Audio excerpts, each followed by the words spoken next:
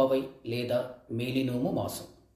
వసంత మాసంలో కోయిల గానంలాగా ధనుర్మాసంలో ఆండాళ్ పాసురం పల్లవిస్తూ ఉంటుంది.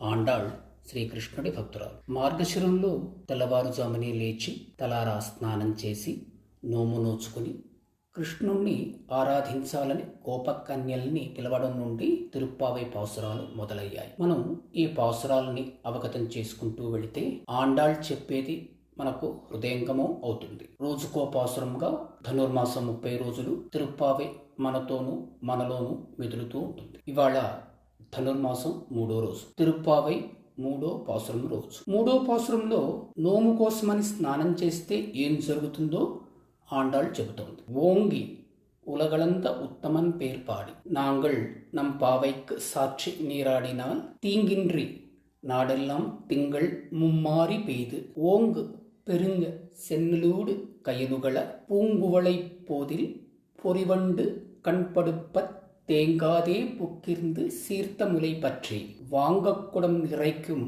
வள்ளர் பெரும் பசுக்கள் నీంగాద సెల్వం నిరైందేలోరెంపావాయ్. విజృంభించి లోకాన్ని కొలిచిన ఉత్తముడి గానం చేసి మనం నోము చేసుకోవాలనుకుని స్నానం చేస్తే క్రమం తప్పకుండా దేశమంతా నెలకు 3 వానలు కురుస్తాయి. ఏపుగా ఎదిగిన ఎర్రని వరిచేను నీళ్లల్లో చేపలు తుళ్ళుతూ ఉంటాయి. విచ్చుకున్న కలువ పూలపై తుమ్మెదలు కళ్ళు వాల్చుకుని ఉంటాయి. ధైర్యంగా కాళ్ల దగ్గర కూర్చుని బరువైన పొదుగుల్ని పట్టుకుని పితికితే కడవల్ని నింపుతాయి పెద్ద పెద్ద పాడి ఆవు. తొలగిపోని ఐశ్వర్యం నిండుగా ఉంటుంది. ఓలాలా నాచలి.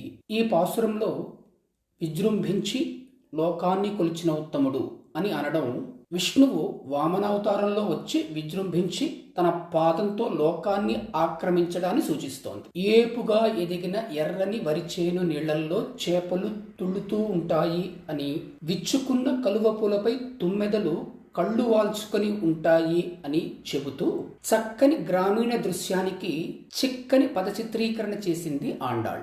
ఐశ్వర్యం దేవతల కటాక్షానికి, పాడి ఆవులు కటాక్షాన్నిచ్చే దేవతలకు, బరువైన పొదుగు ఆరాధనకు, ధైర్యంగా కాళ్ల దగ్గర కూర్చోవటం, ధైర్యం చేసి దేవతల శరణు పొందటం వంటి విషయాలకు ప్రతీకలుగా అర్థమవుతున్నాయి. భక్తికి ముఖ్యంగా ఉండాల్సింది ధైర్యం.